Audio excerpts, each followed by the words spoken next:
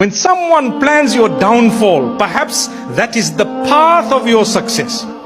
Perhaps that is the exact door through which you are going to get success. So take it in your stride, don't worry. You did your dua, you're close to Allah, you have sabr and taqwa, you are thanking Allah for what He's blessed you. You cannot go wrong. Negatives don't happen to a believer. A believer is only in a positive situation. If goodness comes in his direction, he's thankful to Allah and humble. And if something negative does come in the direction of a believer, before he actually suffers negative consequences, because he bears sweet, beautiful patience, Allah converts it into an act of reward that deserves an unlimited recompense. Unlimited. That's Allah. Sabr. You made sabr. You had a problem. Yes, sabr.